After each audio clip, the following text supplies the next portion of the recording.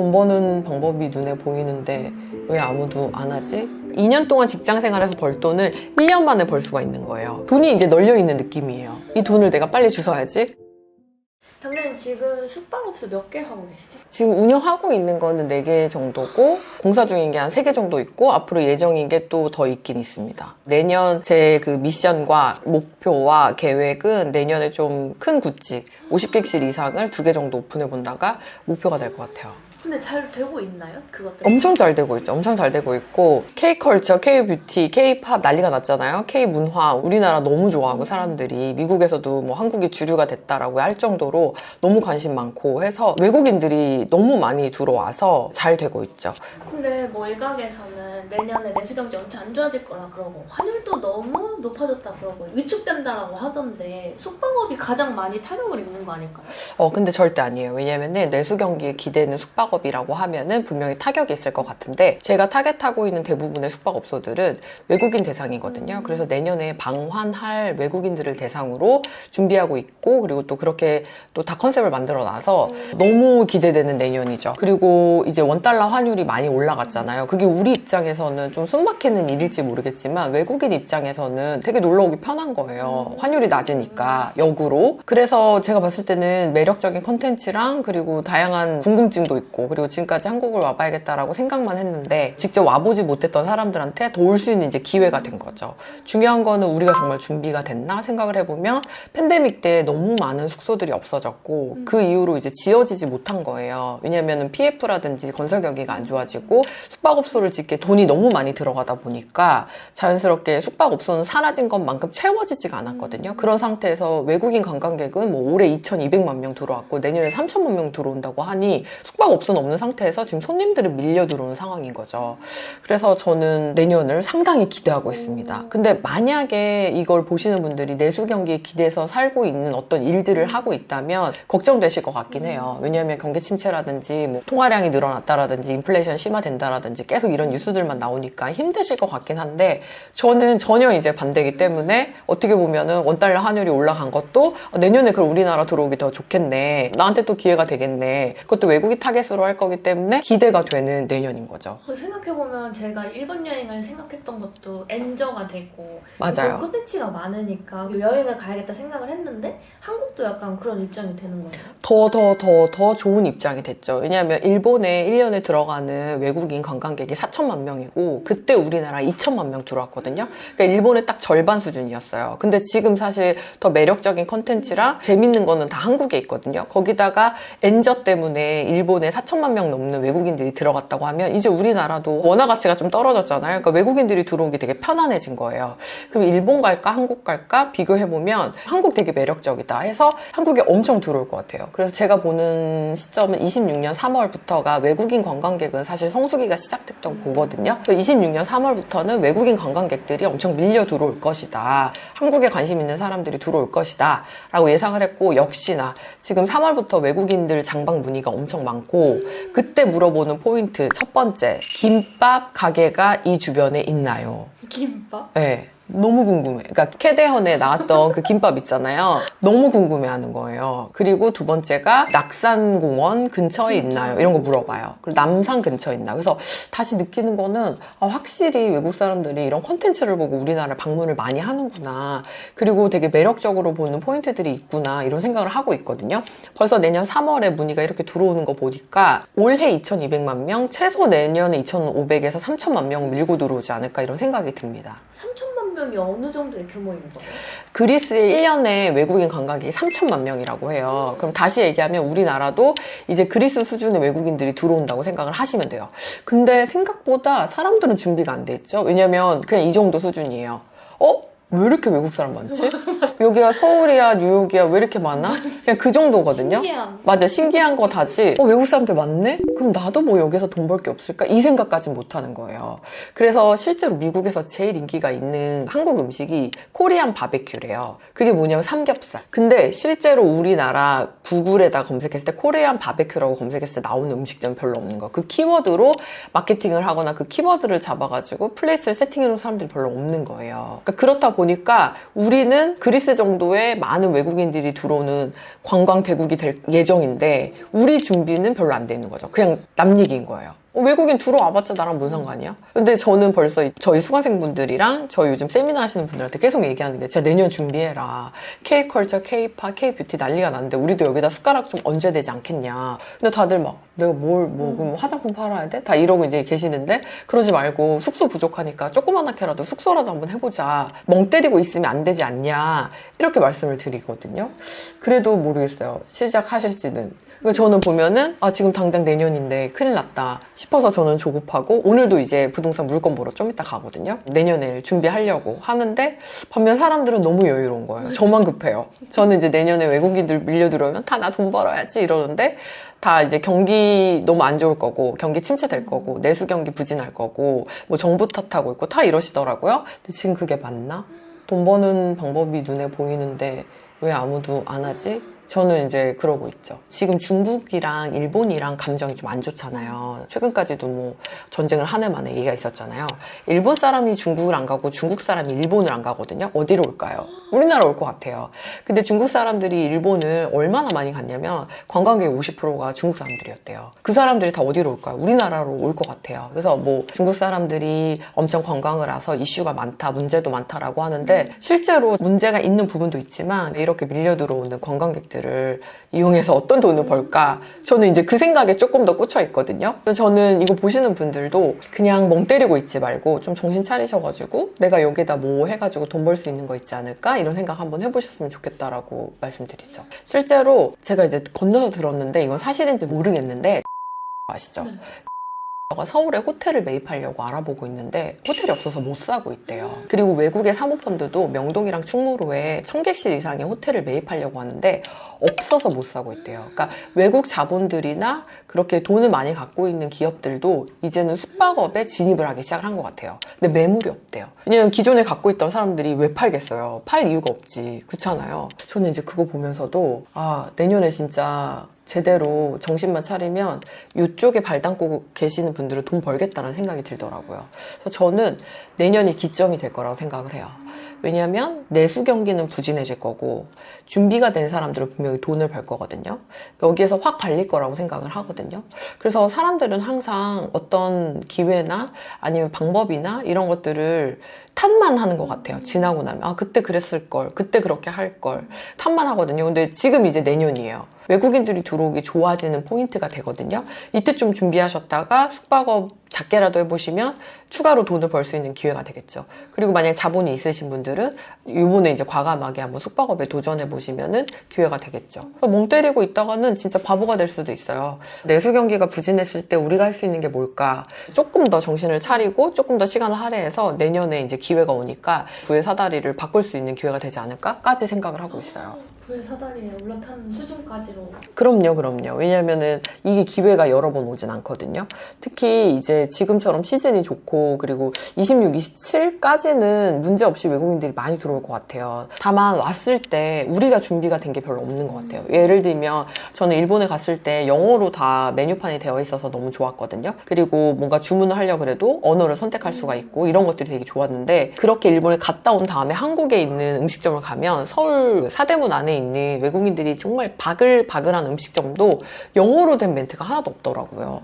그럼 외국 사람들 왔을 때 진짜 불편하겠다 이런 생각이 들더라고요. 우리가 준비해야 될 게 뭘까 이런 고민, 그리고 우리가 내년에 좀 해서 돈을 벌 수 있는 건 뭘까 이런 고민들이 지금 필요할 것 같아요. 근데 에어비앤비도 뭔가 손해 안 보고 잘 운영할 수 있는 거예요? 그럼요. 에어비앤비는 우리나라는 아직 성수기에 들어가지도 못했어요. 어떤 분들은 개수가 많다고 해서 성숙기라고 얘기하는데 에어비앤비가 성숙기에 들어가려면 기업화가 약간 돼야 돼요.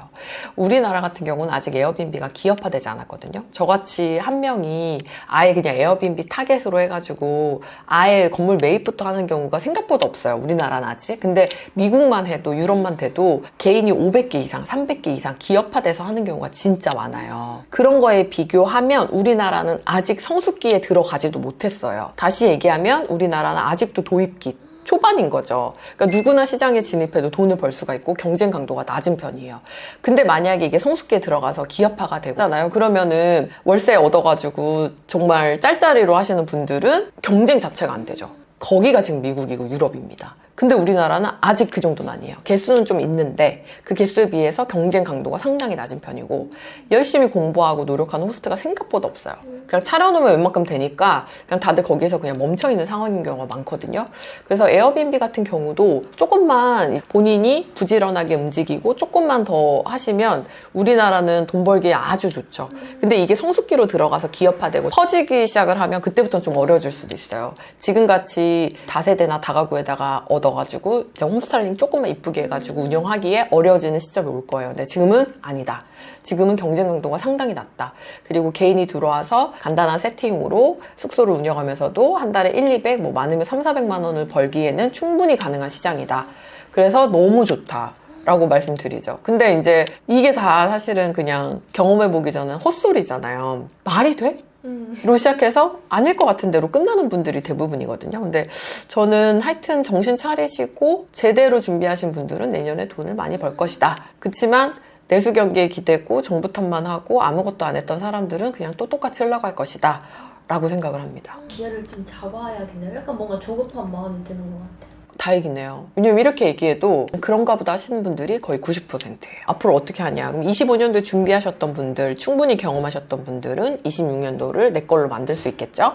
근데 25년도에 나 뭐 한 게 없는데 나 오늘 이 영상 처음 봤는데 나 별 생각 없이 멍 때리고 있다가 오늘에서야 알았는데 만약에 그랬으면 이제 26년도부터 부지런히 움직이셔야 된다. 방금 얘기했던 것처럼 숙박업소가 많이 부족한 게 사실이고 에어비앤비 경쟁 강도는 낮은 것도 사실이에요. 그러면 지금 시장에 빨리 들어오셔가지고 파악하시고 그리고 자기 걸로 만드는 노력을 해보시는 게 맞지 않나 이런 생각이 듭니다. 근데 당신은 이미 많은데 왜 또 더 하시려고 하는 거예요? 이미 충분하지 않나요? I'm still hungry 안 많아요. 하나도 안 많아요. 저는 이제 한 건물에서 50객실 이상의 좀 굿즈가 큰 걸 해보고 싶어요, 이제는.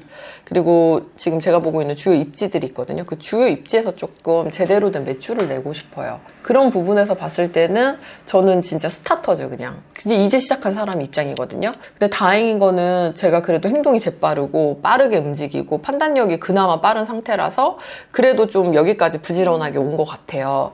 근데 아직 많이 부족하다. 저는 이제 눈에 보이거든요. 내년에 정말 많은 외국인들이 들어오고 우리 숙소에서 머무실 분들이 저는 기대가 되거든요. 그 생각을 하니까 긴장되고 흥분되고 기대되죠. 빨리 준비해서 빨리 하고 싶고 돈이 이제 널려있는 느낌이에요. 이 돈을 내가 빨리 주워야지. 그럼 뭐라도 해야지. 그래서 이거 촬영 끝나고도 저는 바로 부동산 보러 넘어가요. 빨리 그 숙박업소 잡아가지고 세팅해가지고 운영해야죠. 돈이 눈에 보이는 거예요. 내년이 기회다. 근데 오히려 없는 사람들, 더 열심히 살아야 되는 분들이 그냥 아무 그게 없는 거예요. 그래? 내년이 기회인가 보다. 넷플릭스 잠깐 봐야지. 외국인 관광객이 들어오든 그게 내 인생이랑 무슨 상관이 있어. 나는 모르겠고 오늘 하루하루 먹고 살기가 바쁘다. 이제 다들 이렇게 생각하는 게 다거든요. 아니죠. 내 걸로 만들어야죠. 이번 기회를. 그래서 진짜 절정에 이르는 거는 5, 6, 7, 8, 9월까지가 될 것 같고 그때까지 이제 할 수 있는 최선을 다해가지고 돈을 버셔서 추가 수입을 만들어야 된다라고 말씀드립니다. 그래서 단순하게 한 달에 300만 원 버는 직장인이에요. 근데 숙소에서 매출이 300만 원이 나와요. 그러면 이 300만 원 중에 진짜 200만 원을 저축을 내가 악을 써서 한다라고 하면 이 300만 원 버는 거에서 순수익이 200만 원 남거든요. 여기서 추가로 200만 원을 더 벌 수 있잖아요. 그러면 어떻게 보면 직장 생활 하나 더 하는 게 되는 거거든요. 그러면은 1년에 200만 원씩 2,400만 원 모을 수 있잖아요. 근데 거기다 추가로 에어비앤비로 200만 원 더 모으게 되면 2,400만 원이 더 생기니까 1년이 세이브 되죠. 압축되는 거예요. 그러니까 2년 동안 직장 생활에서 벌 돈을 1년 만에 벌 수가 있는 거예요. 그래서 이런 생각을 하면 안 할 이유가 없거든요. 근데 맨날 하는 말이 망하면 어떻게 해요? 망한 사례 좀 알려주세요 하는데 망한 사례는 거의 없습니다. 망할 수가 없는 구조예요. 그래서 제가 말씀드리는 게 좀 과감하게 하셔도 된다. 내년에 외국인들 이렇게 들어온다는데 숙소도 없어서 지금 서울은 난린데 하셔도 된다. 이렇게 말씀드리죠. 정신 똑바로 차리시고 멍 때리시면 안 돼요. 26년도에 돈 벌 기회가 엄청나게 몰려올 것 같습니다. 뭐 외국인? 관광객? K컬처 나랑 상관없는 데가 아니라 작게라도 조그만하게 에어비앤비 사업 해보셔서 여기에서 수입 만드셔서 조금이라도 도움이 된다면 저는 그것도 놀라운 변화라고 생각을 하거든요. 집중력 있게 따라오셔서 같아서 여러분들도 성과를 좀 내보셨으면 좋겠습니다. 저는 그러면 부동산의 물건을 보러 가도록 하겠습니다. 관심 있으신 분들은 고정 댓글을 확인해 주시고 무료 라이브도 신청해 주세요. 감사합니다. 아마 올해 26년 목표 중에 돈 많이 모으자 이거 되게 많이 사실 세웠을 것 같은데 솔직히 26년이라고 해도 그냥 목요일이잖아요. 달성할 수 있을까요? 달성할 수 있죠. 왜냐면 목표를 세우는 순간 우리 뇌가 인지하게 되고 그 우리 뇌가 인지하는 순간 그 방향으로 가요. 그래서 목표를 세우는 게 진짜 중요해요. 만약에 26년도에 돈 많이 벌자가 목표면 돈 많이 벌자보다는 조금 더 구체적인 목표를 세우고 그 목표를 세운 다음에 적은 걸 눈에 보이는 곳곳에다 붙여놓으면 비슷하게나마 달성이 될 거예요. 근데 그냥 생각만 하고 그냥 말아버리잖아요. 그러면 그 생각은 흩어지고 사라지게 돼요. 그래서 목표를 만약에 26년도에 돈 많이 벌자로 생각하셨으면 그 목표는 반드시 이루어질 거거든요. 이루어지게 하기 위해서 할 수 있는 거는 쓰고 눈에 보이는 곳에 붙여놔야 된다. 아주 구체적으로 언제까지 얼마를 이라고 써놓으면 더 좋을 것 같아요. 근데 그걸 쓰면서 내 손이 막 부끄러울 때도 있어요. 이게 진짜 가능한 금액이야 이럴 때가 있거든요. 근데 상관없어요. 그게 시작이에요. 목표를 적고 그걸 내가 받고 하겠다라고 결심하는 게 시작이기 때문에 될 거예요. 왜냐면 저도 2018년도 이럴 때 10억을 모으는 게 목표다 이런 걸 썼었거든요. 언제까지 모으는 게 목표다 이렇게 썼었거든요. 근데 사실 제가 그걸 쓰면서도 되게 손이 부끄러웠어요. 근데 그걸 써서 액자에다 걸어놓고 보게 되니까 더 빠르게 달성이 됐고 그리고 이게 될까 싶었던 것들이 정말 달성이 되거든요. 근데 중요한 건 그 다음이에요. 그 목표를 달성한 다음에도 계속 돈이 목표면 괴물이 될 수 있으니까 목표 외에 내 성장이라든지 내가 이루고 싶은 것들을 만들어가는 것도 중요할 것 같아요. 근데 사실 이거는 어떤 목표를 달성한 사람들한테 좀 도움이 될 것 같고 지금 당장 내가 배고파 죽겠는데 무슨 이렇게 얘기할 수 있거든요. 이런 분들은 짧고 굵은 단기 목표로 목표를 세우는 것도 달성하기에는 좋을 것 같아요. 그러면은 그 돈 모을 때 중요한 게 그냥 아껴 쓰기, 더 벌기 이거면 되는 건가요? 그게 사실 핵심이긴 해요. 그게 핵심이긴 한데 아껴 쓰기 위해서 기존에 있던 모임이라든지 잡다한 취미생활이라든지 내가 아무 생각 없이 쓰던 것들을 포기해야 되잖아요. 이런 거에 대한 결심이 먼저 필요해요. 그리고 더 벌기 위해서 원래 이제 넷플릭스 보면서 누워있던 시간에 새로운 무엇인가를 또 해야 될 수도 있고 새로운 걸 시작해야 될 수도 있고 그걸 위해서 또 투자가 발생될 수도 있고 이런 것들에 대한 결심이 필요할 것 같아요. 그래서 사실은 너무 쉽게 덜 쓰고 더 벌면 되나요? 라고 이야기하지만 이거를 위해서 결심해야 되고 내가 포기해야 되는 것들이 생기죠. 그런 것들을 나는 감당할 준비가 되어 있는가? 그래서 제가 생각했을 때 돈보다 중요한 거는 두 가지 정도로 뭐냐면 첫 번째는 사람, 두 번째는 멘탈. 그래서 저는 이 두 가지를 약간 목숨 걸고 철저하게 좀 지키려고 해요. 특히 이 사람. 그러니까 저한테 긍정적인 에너지를 주는 사람들로 주변을 채우는 거 그리고 부정적인 사람들은 딱 끊어야 돼요. 그리고 부정적이지도 않고 긍정적이지 않은 사람들도 저는 부정적이라고 보거든요. 그래서 무조건 긍정적인 사람들로 채우기 그 사람들을 통해서 내가 에너지를 많이 받거든요. 그래서 결국은 사람이 제일 중요하다. 왜냐면 사람은 지금 환경일 수도 있거든요. 이 환경을 채우는 게 되게 중요한데 제일 영향을 많이 받는 게 사람이기 때문에 저는 철저하게 지키는 거 첫 번째가 사람입니다. 부정적인 사람들은 기본적인 마인드셋이 안 된다에 꽂혀 있어요. 안 되면 어떻게 하는데? 망하면 어떻게 되는데? 안 될 것 같은데? 안 하는 게 좋을 것 같은데? 저는 현실적이라고 생각하고 네, 세상에 현실적인 건 없어요. 부자들 세상에서의 현실적인 것과 가난한 사람들의 현실적인 것이 다르듯이 현실적인 것의 표준화는 없어요. 그냥 본인의 사고를 말로 반영하고 있을 뿐이에요. 본인이 착각하는 거예요. 현실이 어딨어요. 모든 사람의 삶의 상황이 다른데 디폴트가 어딨고 그냥 그 사람은 부정적인 사람이에요. 그런 말 많이 하잖아. 널 위해서 하는 소리야.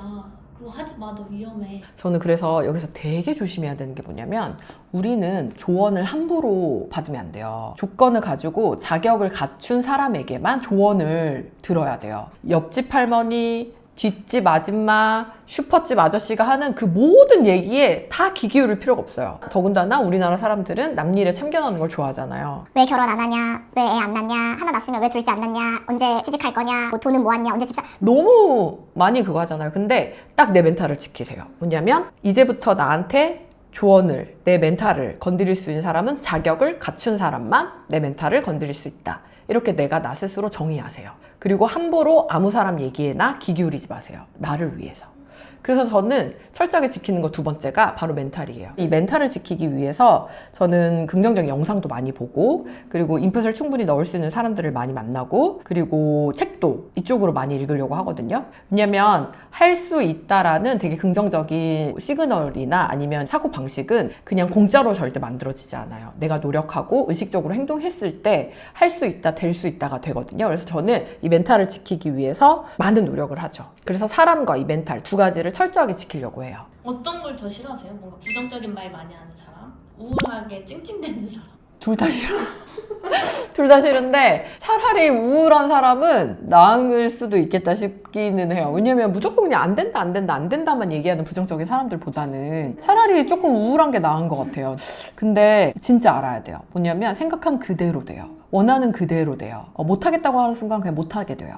하겠다고 하는 순간 하게 돼요. 그래서 진짜 무서워요, 생각이. 무슨 이런 추상적이고 그리고 꿈 같은 얘기를 하냐라고 할 텐데 아니에요. 진심이에요. 진짜예요. 그래서 우리는 우리가 할 수 있다라고 믿어줘야 되고 할 수 있게끔 만들어줘야 돼요. 그래서 그 현실판으로 목표를 적으라고 말씀드리는 거고, 그 적은 목표를 여러분들 눈에 계속 보게끔 만들려고 하는 이유가 그대로 되니까. 무서워요. 그래서 저는 너무나도 그대로 돼서 무서워요. 한편으로는 인간은 되게 재미있으면서도 되게 무서운 게 뭐냐면 의식적으로 행동했을 때 반드시 그렇게 될 수 있거든요. 근데 안 된다라고 생각을 하는 순간부터 안 되거든요. 그래서 나는 되게 부정적인 사람이야, 그리고 거기에다 난 현실적이기 때문에 라는 단어를 붙이고 있으면 혹시 본인이 겁쟁이는 아닌지 고민해보고 조금 더 긍정적인 사람들, 그리고 조금 더 많은 일들을 해내는 사람들, 그리고 그런 걸 통해서 성장하고 있는 사람들과 이야기하는 습관을 많이 해봤으면 좋겠어요. 그리고 자기 자신에게 작은 성공이라도 성공의 경험을 맛볼 수 있게 해줬으면 좋겠어요. 그러면 좀 바뀌거든요. 부자가 되기 위해서 중요한 게 돈 버는 거 아니에요? 돈 어떻게 벌었어요? 돈 버는 기술 좀 알려주세요. 그건 제 영상이 너무나도 많잖아. 제가 맨날 말씀드리잖아요. 에어비앤비 하시라고. 그거 했으면 이제 경매 하시라고. 그렇게 했으면 건물 사라고 말씀드리잖아요. 이제 그 이야기는 할 만큼 제가 했어요. 중요한 거는 이걸 하기 위한 내 마음, 내 자세, 이건 뭐냐고. 이걸 얘기했을 때 저는 주변을 나 같은 사람들, 성장하려고 하는 사람들, 긍정적인 사람들로 채워서 그 사람들로부터 영향을 받고, 그리고 철저하게 나는 할 수 있다, 난 될 수 있다, 갈 수 있다 라고 내 멘탈을 지켜야 된다, 이렇게 말씀드리죠. 쉽지 않기 때문에 의식적으로 해야 돼요. 그리고 결심해야 돼요. 그리고 포기해야 돼요. 그러면 반드시 바뀌어요. 그리고 되게 천천히, 그리고 느리게 바뀔 뿐이지 바뀌어요. 그리고 내 심장이 뛰게 만들어줘야 돼요. 내 심장이 뛰는 어떤 일들을 찾게 만들어줘야 되고, 나한테 기회를 줘야 돼요. 리프레시 할 수 있는 기회를 주고, 새로운 사람을 만날 수 있는 기회를 주고, 새로운 일을 시도해 볼 수 있게 나한테 기회를 줘야 돼요. 그래야지 성공하든지 실패하든지 뭔가 있을 거 아닙니까? 근데 맨날 머리로 일단 계산하고 안 될 것 같은데? 하고 말아버리잖아요. 그러면 내가 무엇인가를 해볼 수 있는 기회조차 나한테 안 주는 거예요. 다시 또 아침에 출근하고 저녁에 퇴근하고 넷플릭스 보고 또 아침에 출근하고 저녁에 퇴근하고 친구들 만나고 반복인 거죠. 내가 무엇인가를 해볼 수 있는 기회조차 내가 박탈하고 있다는 걸 깨달으셔야 돼요. 가까운 사람이 어떻게 해요? 가족, 같이 사는 가족이라도. 말하지 마세요. 얘기할 필요가 없어요. 굳이. 왜냐면 얘기해봤자 좋은 얘기를 듣겠습니까? 그리고 제가 계속 얘기하지만 자격을 갖춘 사람의 조언만 듣자고 했잖아요. 우리 가족이 그 자격을 갖췄는지 봐보세요. 아니죠. 그럼 얘기할 필요가 없죠. 그냥 조용히 나 혼자 해서 결과물을 만들고 그 결과가 좋았으면 그것을 공유한다. 그냥 그 정도만 생각하시면 될 것 같아요. 제가 얼마 전에 영상을 봤는데 차은우 사진을 보고 태교를 했더니 차은우를 닮은 애기가 진짜 나왔대요. 모르겠어요. 엄마 아빠 어떻게 생겼는지 모르겠는데 차은우 사진을 붙여놓고 태교를 했더니 차은우를 닮은 애기가 나왔대요. 근데 우리가 생각해보면 임신했을 때 그 아기를 위해서 태교하잖아요. 그 느낌으로 나를 위해서 태교해야 돼. 나를. 뱃속에 있는 아기가 없는데 내 뇌를 태교해야 돼요. 난 그렇게 생각해요. 그래서 내 인생이 잘 풀리고 내 인생이 성공하고 성장하기 위해서 그 공을 들여야 돼요. 근데 왜 임신을 했을 때만 태교를 하는지 모르겠어요. 나를 더 태교하는 것도 중요하잖아. 내가 세상에서 제일 중요하니까. 그래서 나를 태교하는 방식으로 목표를 적고 성장을 하고 이렇게 나를 태교하자. 내가 나를 소중하게 생각해야 돼요. 그리고 내가 나를 가꿔줘야 되고 나를 돌봐줘야 되고 나밖에 없어요. 내가 할 수 있다라고 나를 믿어줘야 되고 나 스스로를 내가 지켜줘야 되거든요. 근데 사실 그런 것들을 배우거나 아니면 그런 것들의 중요성에 대해서 누군가한테 얘기를 듣지 못한 상태에서 왜 난 못하지? 왜 난 안 되지? 이제 이렇게 비난하는 습관만 채우다 보니까 아무래도 이제는 나를 돌봐야 되지 않나. 당근 실패한 사람들 대부분 보면은 집중하지 못하는 것 같아요. 몰입하지 못한 것 같아요. 그럼 성공한 사람들은 집중했고 몰입의 시간이 있었던 것 같아요. 최근에 자기가 본인이 집중한 적이 있는가, 몰입한 경험이 있는가를 보면 나는 실패한 사람인지 성공한 사람인지 알 수 있겠죠. 그리고 실패한 사람들의 두 번째 특징은 약간 그 소음, 자분 제거를 잘 못해요. 예를 들면 그게 사람이 될 수도 있어요. 뭐 너를 위한다라는 식으로, 그리고 너 때문에 한다는 식으로 자격이 없는 사람들의 조언을 함부로 듣고 움직인다든지, 그리고 에너지 뱀파이어 같이 에너지를 빨아먹는 어떤 사람들로부터 시간을 소비한다든지, 그리고 안 돼요, 아니요, 못하겠어요 라는 말을 못하고, 한국 사람들 약간 좀 착한 사람 컴플렉스 있잖아요. 거절을 잘 못하잖아요. 그래서 불필요하게 내 시간을 소비한다든지 이런 것들이 제거가 되지 않아서 실패하는 경우도 많이 본 것 같아요. 그 다음에 작은 승리의 누적이 필요해요. 작은 성공을 계속 누적하는 경험이 필요해요. 그래서 실패한 사람들 대부분은 본인이 성공했던 경험들을 누적시켜서 여기서 큰 결과물을 만들어내는 사람들보다는 한 번도 성공을 해본 적이 없거나 작은 성공의 경험이 없는 경우가 많더라고요. 근데 성공한 사람들 대부분은 작은 승리, 성공을 계속 누적시켜서 결국 큰 성공으로 끌고 가거든요. 그래서 나한테 좀 기회를 줘야 돼요. 실패한 사람들은 대부분 이미 머리로 계산하고 안 될 것 같으면 시도조차 하지 않으니까 성공도 실패도 경험할 기회를 주지 않아요. 근데 작게 계속 무엇인가를 성공할 수 있게 만들어서 나한테 그 경험을 누적시켜서 결국은 조금 더 큰 성공을 하게끔 만들더라고요. 이게 실패하는 사람들의 특징인 것 같아요. 어떤 성공의 경험도 나에게 선물해주지 않는다. 예를 들면은 오늘 내가 3가지의 목표를 세웠고 한번 달성해본다. 그리고 내가 책을 하루에 15장씩 읽기로 해도 읽어본다. 내가 작게지만 한 달에 50만 원씩 부업을 통해서 현금 흐름을 만들어보는 걸 해보는데 한다. 뭐 이런 진짜 작은 성공들을 계속 누적시키는 경험이 나는 할 수 있고 나는 되는 사람이다 라고 만들어주는 것 같아요. 그리고 이제 실패하는 사람들의 특징 중에 또 하나가 바로 시작하지 않아요. 그래서 성공한 사람들은 지금 당장 시작이거든요. 근데 실패한 사람들은 바로 시작, 당장 시작이 안 돼요. 제가 이 얘기를 해도 아 그래 월요일 날 해보자 이제 또 미루는 거죠. 미루고 또 미루고 그래서 성공한 사람들은 바로 시작을 하는 것 같고 실패한 사람들의 특징은 대부분 당장 시작이 안 되는 거죠. 또 계산하고 생각하고 이게 맞는 건지 필터하고 그래서 되는 어떤 것들을 이제 하는 것 같아요. 돌다리를 두들겨 본다고 하잖아요. 맞아요. 근데 돌다리는 두드릴 필요가 없어요. 이미 돌다리잖아. 그리고 돌다리인지는 건너가면 알 수 있어요. 빠지면 어떡해요? 어차피 돌다리여도 발을 헛디디면 빠질 수밖에 없어요. 빨리 건너가는 게 중요해요. 빨리 건너갔다 빨리 와야 돼요. 이게 성공할지 안 할지 끊임없이 고민하고 걱정하고 그리고 이게 맞는 건지를 생각할 시간에 선택하고 이 선택을 성공으로 만드는데 더 많은 시간을 쓴 거예요. 그러면 성공했잖아. 그럼 사람들 감이 좋네. 잘했네. 역시 부자라서 이제 달라 이렇게 얘기할 수 있거든요. 근데 결론적으로 보면은 직감이나 그 사람의 감이나 그 사람이 좋은 선택을 했다기보다는 그 선택을 성공으로 바꾸기 위해서 정말 많은 에너지를 쓰고 노력을 했을 거예요. 거기에 더 집중했을 거예요. 이게 좋은 선택이야 안 좋은 선택이야를 고민하는데 에너지를 쓰는 것이 아니라 일단 선택하고 얘를 베스트로 만들기 위해서 많은 노력을 했을 거라고 생각해요. 그럼 결론적으로 성공을 하잖아요. 그러면 감이 좋네. 이제 사람들이 그러죠. 부자들은 왜 좋은 선택만 할까? 이렇게 운이 역시 좋아. 이제 이렇게 생각하는 것 같아요. 근데 아닌 것 같아요. 선택이 틀릴 수도 있고 원하는 결과가 안 나올 수도 있죠. 다만 성공한 선택으로 만들기 위해서 진짜 많이 노력한다. 이거는 사람들이 덜 생각하는 것 같아요. 그래서 이 선택이 좋을까 안 좋을까를 고민하지 마세요. 일단 선택하고 걔를 베스트로 만들기 위해서 노력하는 것만 남겨놓으세요. 그럼 훨씬 인생이 쉬워져요. 자, 나 에어비앤비 하기로 했다. 그러면 에어비앤비가 맞을까 안 맞을까 경쟁이 있을까 없을까만 고민하지 마세요. 그냥 성공으로 바꿔놓으면 되잖아요. 잘하면 되잖아요. 그게 더 현명한 것 같아요. 안 해야 될 이유는 없어지죠. 해야 될 이유만 남게 되죠. 그래서 사실 이런 저 같은 생각을 하는 사람들을 만나면 에너지를 그래서 되게 많이 받을 수 있는 것 같아요. 왜냐하면 저 같은 생각을 하는 사람들이 1명, 2명, 3명, 4명, 5, 6명이 모인다고 생각을 하면 엄청 그 에너지가 되게 강하잖아요. 그럼 그 만남에서도 충분히 많은 인풋을 얻을 수가 있죠. 돈이 행복의 전부라고 생각하시나요? 돈이 없을 때는 행복의 전부라고 생각을 했거든요. 근데 돈을 벌어보고 쓸 만큼 써보니까 행복의 전부는 아니지만 필수 조건인 것 같아요. 필요한 것 같긴 해요. 근데 돈이 없을 때에는 돈이 목표가 되는 게 맞아요. 그리고 빠른 목표 달성을 위해서 액수로 잡는 것도 중요할 것 같아요. 근데 일정 기간이 지난 다음에는 돈은 결과물로 냅두는 게 맞지 돈이 행복이다로 만들어 버리는 순간 인생이 더 괴로워질 것 같아요. 돈이 행복과 이꼴은 아니다. 아닌 것 같아요. 근데 돈이 있으면 행복할 가능성이 높아져요. 돈 있어서 행복하세요? 너무 행복해요.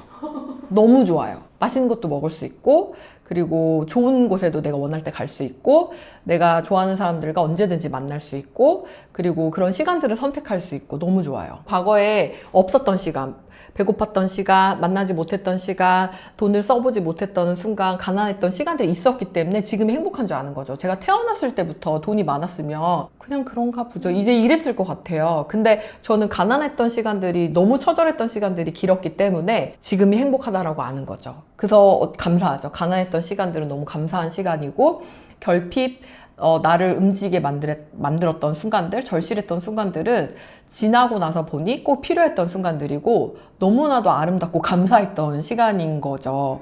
그래서 가난했기 때문에 여기까지 올 수 있었고, 결핍했기 때문에 여기까지 올 수 있었고, 그러면 그때는 진짜 기억하고 싶지 않은 슬픈 시간들이 아니라 필요했었던 너무 의미 있는 시간들로 바뀐 것 같아요. 너무 돈 얘기만 하는 것 같은데, 저는 돈이 행복해지는데 별로 중요하지 않을 수도 있기 때문에 돈을 벌어봐야 돼요, 사람들이. 저는 한번 벌어보고, 그리고 물론 뭐 세상에 너무 많은 부자가 있기 때문에 제가 뭐라고 얘기해도 입이 부끄러울 정도지만, 저도 이제 써보고, 그리고 타보고 살아보니까 이게 별게 아니거든요. 근데 사람들은 이거 엄청 중요하게 생각해요. 근데 이게 별게 아니에요. 오히려 진짜 중요한 건 내가 얼마큼 성장했지? 어떤 사람들과 나는 일하고 싶지? 내가 진짜 중요하게 생각하는 가치는 뭐지? 내가 진짜 행복하다고 느끼는 순간은 뭐지? 나는 오늘 몇 번이나 행복했지? 이런 것들이거든요. 근데 지금 당장 너무 가난하니까 이런 것들을 생각할 여력이 없잖아요. 그러니까 일단 돈을 벌어보고 돈으로 충족이 된 다음에 그 이상을 뛰어넘는 나를 위한 생각들을 할 여유가 만들어지거든요. 그래서 저는 돈을 좀 벌어봐야 된다고 생각을 하는 거예요. 결핍하고 가난했을 때는 나를 돌볼 시간이 없었던 것 같아요. 나를 찾을 시간도 없었고, 내가 뭘 해야지 행복해지지, 내가 뭘 해야지 좋아하지를 찾을 여유가 없었던 것 같아요. 근데 이제 조금 돈을 버니까 이제 그런 것들을 생각하게 되는 것 같아요. 그래서 뭐 목표를 돈으로 세우라는 거네 라고 생각을 하실 수 있을 것 같은데, 만약에 지금 당장 이루고 싶은 목표가 있다면 그게 돈이 될 수는 있을 것 같아요. 그러기 위해서 여러분들이 지키셔야 되는 두 가지는, 그리고 제가 지키고 있는 두 가지는 사람과 멘탈이 중요하다, 이렇게 두 가지를 말씀드렸고요. 26년도에 여러분들이 부자가 되기 위해서 많은 결심을 하고 목표를 세우고 계획을 만들어 가고 계실 것 같아요. 26년도에 여러분들이 벌고 싶은 돈의 금액도 적어주세요. 27년도가 됐을 때 여기다 남겨놨던 댓글을 보고, 아, 내가 26년도 시작했을 때 이런 결심을 했네? 한번 볼 수 있었으면 좋겠어요. 그리고 저는 여러분들한테 이런 얘기도 좀 드리고 싶어요. 목표 한번 세워보시고, 적어보시고, 눈에 보이는 곳에 붙여놓으시고, 그리고 결심하시고, 포기할 준비하시고, 한번 나아가셨으면 좋겠습니다.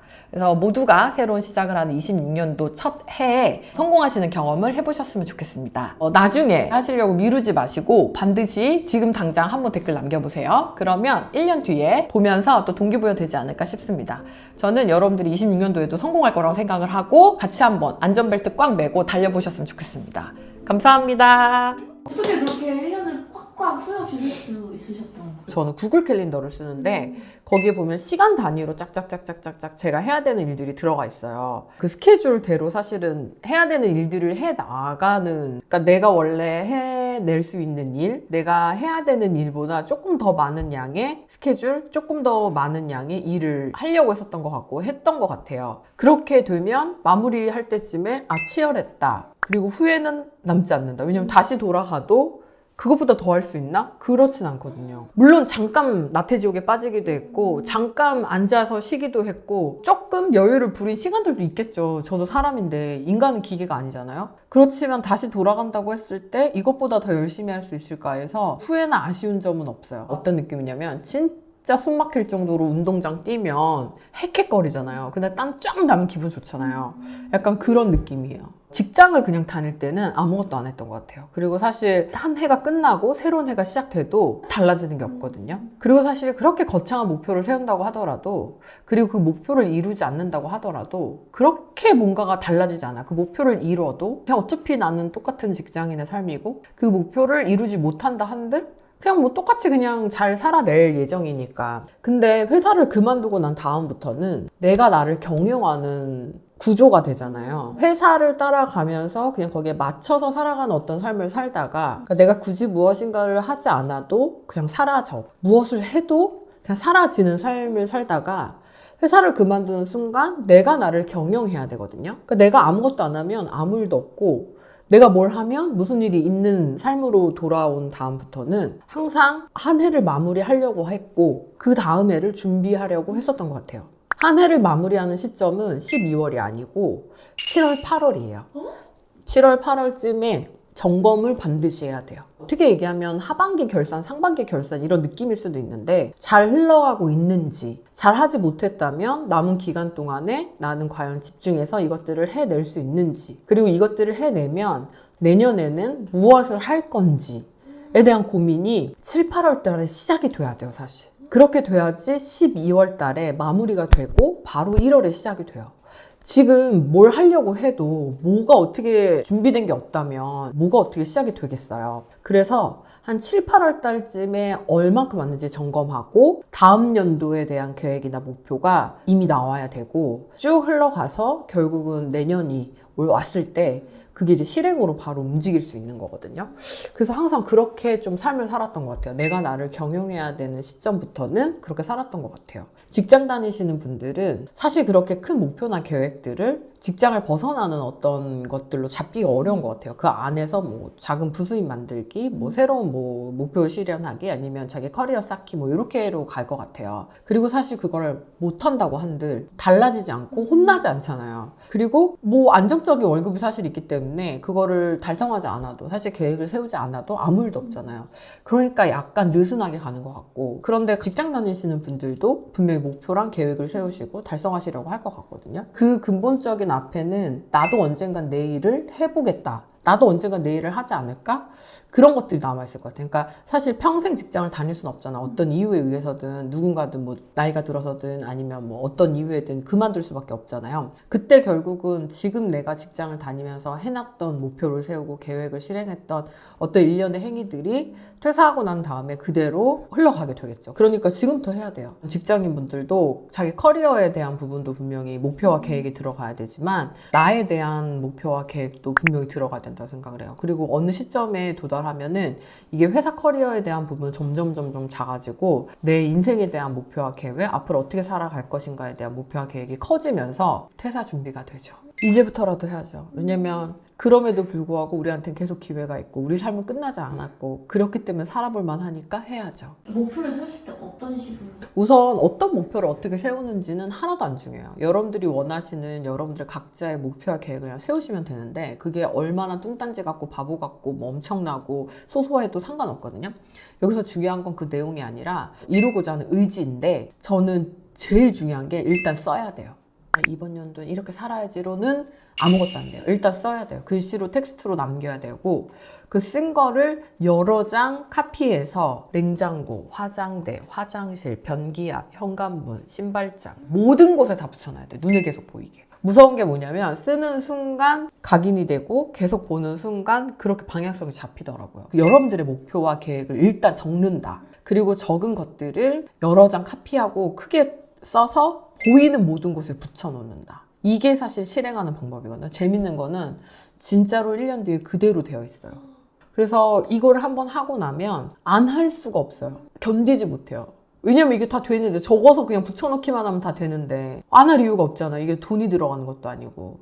그래서 저는 어떤 목표를 세우든 계획을 세우든 내용이 중요하다기보다는 일단 적어서 보이는 곳에 다 붙여놔라.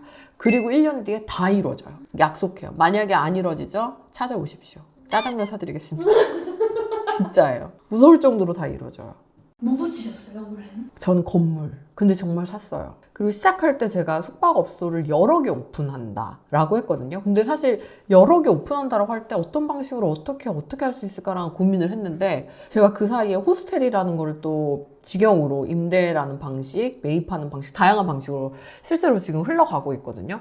근데 그걸 적을 때에는 저조차도 내가 이거를 어떤 식으로 어떻게 오픈할 수 있을까? 건물을 그러면 몇 채를 더 사야 되는 거만 이렇게 생각했는데 결국은 흘러가서 제가 하고 있게 됐어요. 저는 핵심 목표 한 두세 가지 정도를 적고 그 다음에 그걸 눈에 보이는 데다가 딱 붙여놓습니다. 되게 재밌는 거는 핵심 목표라고 이제 얘기를 했으니까 굵직하게 들어가는 목표잖아요. 근데 굵직하게 들어가는 목표들이 달성이 되면 거기서 세부적으로 실행이 자연스럽게 되는 목표나 계획들이 있거든요. 이런 것들이 가지를 치고 확장이 되어 있어요. 짜잘짜잘하게 옛날에는 오히려 막 이렇게 썼던 것 같아요. 그래서 지금은 그렇게 많이 쓰지 않아도 이 목표들이 달성되면서 세부적인 목표들이 자연스럽게 달성되고 확장되는 경험을 해요. 꼭 하셔야 돼요. 그래서 성장하고자 하는 의지가 있는 사람들은 필요한 과정이고 그렇지 않은 사람들은 굳이 필요할까? 뭐 이런 생각도 해요. 그러니까 모든 사람이 다 이렇게 살아야 될 필요는 없다고 생각을 하거든요. 그런데 나는 성장에 목마르고 정말 나는 여기서 제대로 한번 해보고 싶어 라는 생각이 있으신 분들 무조건 하셔야 됩니다. 저 같은 경우는 다른 사람들이 봤을 때 망상에 가까운 목표를 저도 쓰거든요. 예전에는 저도 될까?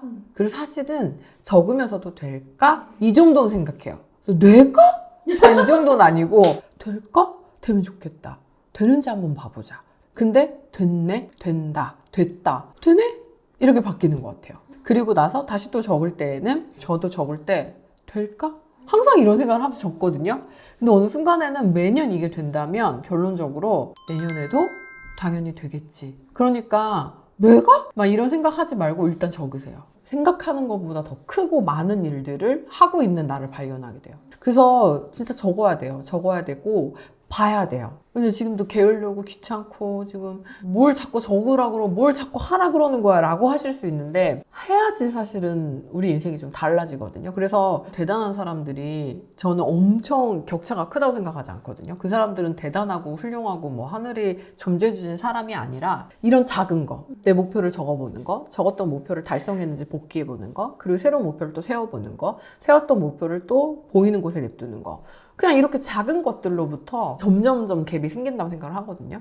그래서 우리가 보면은 엄청 대단한 사람들을 보면 어떻게 저 사람들 저렇게 됐을까? 저 사람들은 어떻게 저렇게 대단할까? 생각을 하는데 실제로 이건 1도에서 시작되는 것 같아요. 차이는 1도, 2도. 근데 이게 세월이 지나가면서 점점 갭이 커지는 것 같아요. 그래서 지금도 이걸 들으시면서 아 귀찮아. 뭘 자꾸 시켜 하시지 말고 엄청 대단한 사람들의 시작도 이러니 여러분들도 한번 해보셨으면 좋겠다. 그리고 그걸 통해서 내가 내 삶을 경영하는 경험을 해볼 필요가 있지 않을까? 이 말씀을 드려보죠. 26년도 목표는 내적으로 더 나를 채울 수 있는 무엇인가 목표가 들어가야겠다. 항상 너무 앞만 보고 목표 지향적이고 그리고 새로운 것들을 계속 달성해 나가는 거에만 약간 중독된 사람처럼 살아갔거든요. 근데 나를 좀 채우는 목표도 필요하겠다는 생각을 요즘 들었어요. 그래서 한 3가지 정도의 목표를 세운다면 예전에는 3가지 다 꼭 달성해야만 하는 일과 관련된 목표였다고 하면 이번에는 하나 정도의 그런 목표를 세우고 2가지 정도는 내가 나를 채워가는 목표를 세우려고 해요. 근데 여기에서 제가 많이 고민돼요. 뭐냐면 내가 지금 과연 그럴 수준인가? 더 열심히 달리고 더 열심히 살아야지. 정신 못 차리네. 배부른 소리하고 앉아있네. 더 열심히 살아야지 하는 나와 그래도 조금 인생이 기니까 조금 천천히 가도 조금 즐기면서 가도 너무 달려가지 않아도 되지 않을까 하는 저와 싸우는 것 같고 저는 옛날에 어떤 훌륭하신 분들이 인터뷰 같은 데 나와서 저는 세상을 더 아름답게 만드는 게 삶의 목표입니다 이런 얘기하면 제 행복을 조금 더 채우는 것이 목표입니다 이러면은 배부른 소리하고 앉아있네 이런 생각 했거든요. 근데 저도 점점 그쪽으로 가는 것 같아요. 근데 이쪽이 채워져야 제가 계속 일해야 되는 이유가 생기는 것 같아요. 그래서 사실 26년도에 저의 목표는 성장한다, 생존한다, 살아낸다 플러스 어떻게, 왜 이 2가지가 더 추가되는 거예요. 더 나이가 들었을 때 어른이 아니라 그냥 늙은 사람이 되기 싫어서 그래서 이런 것들에 대한 고민이 되고 있어요. 근데 저도 어려워요. 왜냐하면 여러분들이 목표 뭐 세우지? 계획 뭐 세우지? 도대체 뭐 그딴 거 어떻게 세우라는 거야? 익숙하지 않아서 힘든 것처럼 저도 이런 부분에 대한 고민을 해본 적이 없고 내가 나를 즐겁게 하는 게 뭐지에 대한 생각을 한 번도 해본 적이 없거든요. 일하면 즐거운 거 아니야? 이랬던 사람이라 어디에서 어떤 식으로 어떻게 즐거움을 찾아서 채워 나갈까에 대한 고민이 어려운 것 같아요. 저도 옛날에 몰랐거든요. 근데 20대의 생각이 진짜 다르고 30대에 봤던 생각이 다르고 40대가 달라요. 다르더라고요. 물론 다른 게 정상이긴 한데 50대의 나의 삶은 어떨까가 너무 물음표예요. 그래서 한편으로 좀 무섭기도 하고 그러면 60의 나는 어떤 모습일까? 그래서 예전에는 진짜 몰랐는데 뭐 20대나 30대나 40대나 똑같지 라고 생각했다 그러면 지금은 조금씩 그런 것들을 한 번씩 생각해 보는 것 같아요. 그래서 예전에 그 양희은 님인가? 그분이 어떤 토크쇼 같은 데 나와가지고 그런 얘기를 했어요. 나이 든 내가 너무 좋다고. 20대, 30대, 40대 생각하지 못했던 생각을 하고 나에 대해서 여유로워지고 내가 나를 용서하는 그런 게 생기니까 너무 내가 좋다는 거예요. 지금의 내가. 그래서 자기는 어렸을 때 반짝반짝 빛나는 젊음보다 늙고 지금 나약한 자기가 더 좋다고 하더라고요. 저도 그렇게 되겠죠? 네, 돼야 될 텐데. 어쨌든 여러분들 모두 행복하세요. 당근 5가지 정도는 꼭 하셨으면 좋겠어요. 첫 번째는 내가 나를 칭찬하는 거 한번 해봅시다. 내가 잘한 일 3가지 적어주시고요. 그리고 못했던 일 3가지 한번 적어볼게요. 그리고 26년도에 꼭 이루고 싶은 목표 1가지 또는 3가지 정도 적어보시면 너무 완벽할 것 같아요. 그리고 또 하나, 여러분들 핸드폰에 있는 배달앱을 지우세요. 그럼 나 뭐 먹고 살아요? 26년도에는 나의 건강과 나의 소비를 위해서 직접 밥을 해서 먹는다. 그리고 5번째는 항상 미루고만 있었던 안 입는 옷을 버리고 집안 청소를 하고 깔끔하게 26년도를 시작하기. 한번 해보셨으면 좋겠습니다. 5가지 어렵지 않거든요. 이 5가지 꼭 실행해 보시고 여러분들을 위해서 26년도를 어떻게 준비해 나갈지에 대한 고민도 한번 해보셨으면 너무 좋을 것 같습니다. 또 1년이 주어질 예정이니까 후회는 안 하셔도 될 것 같아요. 그리고 꼼꼼하게 한번 뒤져보잖아요. 그럼 분명히 잘한 일이 있거든요. 그리고 아무것도 안 한 것 같은데 했는데 시작한 일이 있거든요. 그리고 그냥 그렇게 똑같았던 것 같은데 하는데 살펴보면 안 똑같았던 것들이 있거든요. 그런 것들을 발견해서 찾아내는 것도 의미가 있을 것 같고, 제가 알려드린 5가지 한번 실행해 보시고 26년도를 위한 목표와 계획도 한번 세워보시면 좋을 것 같습니다. 우리 인생 어차피 내년도 있고 내후년도 있고 그래서 살아볼 만한 거 아니겠습니까? 25년도에 약간의 후회가 남는다고 하더라도 일단은 26년도가 새롭게 시작되니까 가벼운 마음으로, 새로운 마음으로 한번 목표와 계획도 세워보셨으면 좋겠습니다. 댓글에 이 5가지 완료하신 분들은 완료했다고 남겨주세요. 감사합니다.